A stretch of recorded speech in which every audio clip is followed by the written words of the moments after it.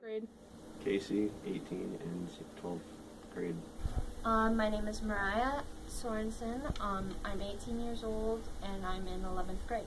I'm a junior at Central Montcalm and I'm 17 years old. I am Nina Cooper. I am in 11th grade. I am 16 years old. Jasmine Hart. I am 16. I am in 10th grade. I'm a junior.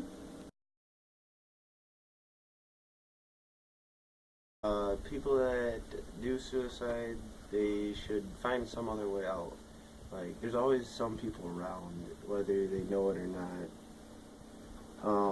The people, you may fall to mistrust, and people that commit suicide for that don't realize that there are people right next to them that can help. And if it's more of an emotional level, people will listen, believe it or not. I believe that almost everybody has suicidal thoughts once in a while, and some people it consumes their life, and I also believe suicide should not be an option. It's really tragic that so many kids feel like they're pressured to have no way out except to take their own lives. With society the way it is today, some things really has to change. I mean, suicide is the second leading cause of death for kids ages 10 to 24. You either can cut yourself and Did not happen because people should love their lives because it was given to them. They shouldn't ruin it by trying to get rid of themselves.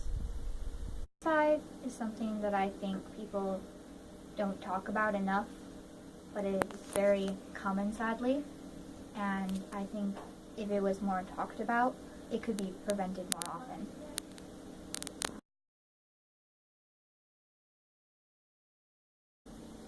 I feel that they need to find some other way.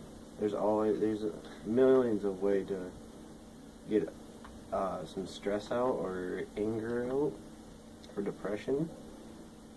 But once you do it, it's over, and people will miss you. Well, no one personally, except my brother's dad's brother passed away, and that really affected him, and he was always like, it just kind of ruined him, I guess. I guess he was a happier person before his brother died, and which I never knew him before his brother died. And myself I had attempted suicide several times. You know, some people that have attempted in the past, some more than once. I obviously can't say their names because I don't want them to feel like their information's out there. It made me feel really bad because I felt so powerless because I didn't even know about some of them until after the fact, and that's not a good feeling to know that a friend was almost lost and there was nothing you could have done.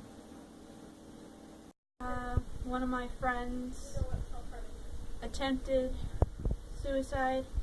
It didn't go so well for him, and it made me feel bad that I couldn't help him as much as I wanted to, that I wasn't able to be there for him. It ruined pretty much everything.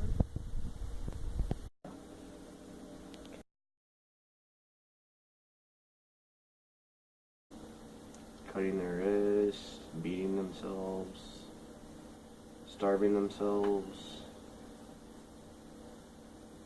and emotionally and mentally making everything always about something. Burning, cutting, slapping. I knew a girl who would actually slap herself, and there's some people who pinch themselves and twist it into their fingers, and I know there's several different ways, really. There's a lot of different ways you can do it. You can choke yourself until you turn purple, and then let go until you're like gasping for air. And there's just a lot of ways to do it. I have several friends who have self-harmed in the past, and one of the most popular ways that a lot of people know is cutting, but there are other ways, like I had a friend who they would punch themselves in the gut, and at that point it was because they wouldn't have any scars left behind as soon as the bruises healed. Another way is like rubber bands on the wrist that they just snap over and over and over until their skin goes raw. It's obviously, there's a lot of ways that people can self-harm, and not all of them are physical. Some people are just tearing themselves apart on the inside, thinking bad thoughts about themselves, having low self-esteem. That needs to change. Someone inflicts pain on themselves with an object or with their fingernails. They could, for self-harm, they could do it anywhere, and they'll just hurt themselves mentally, physically, and just hurt themselves, period. You can cut yourself, you could burn yourself, maybe even hit yourself. It's basically any way you can physically hurt your body.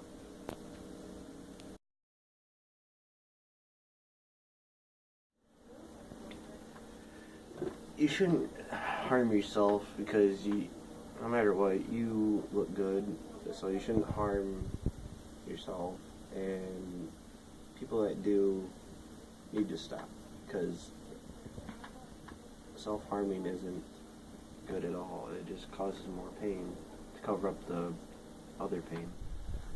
It is also not an option.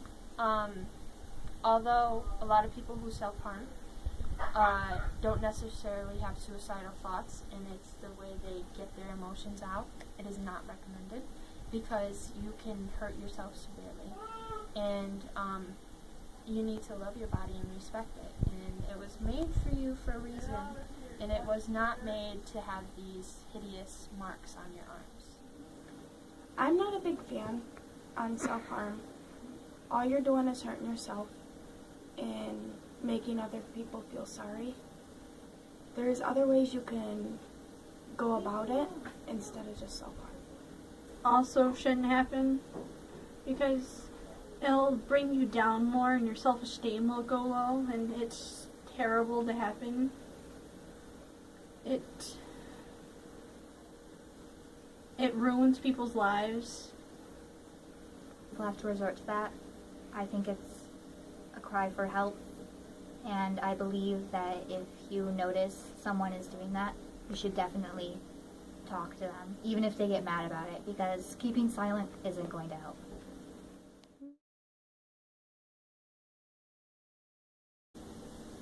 Yes, I would, because they would still be here even though they're causing more pain for themselves. And we can fix that, but you can't fix someone that's died. Like people to self-harm or commit suicide. I mean, in an ideal world, neither would ever happen. They're both really terrible. I mean, ending your own life and constantly putting yourself through pain in order to relieve some of the anxiety you have built up, it's not a good thing either. Neither. They're both very terrible things and sad. And with self-harm, yes, at least we'd be able to stop this person. But they would have to live with it with the rest of their life, and they would always regret it, and it really hurts a person emotionally. Self-harm, because if they do suicide, they're ending their life, and they're not going to be on this planet anymore, and they can't get help at all. And when you self-harm, someone catches it before you even inflict pain on yourself, they'll be able to stop you. Most times when someone attempts suicide, no one can help them as quick as they can, and they end up dying either way.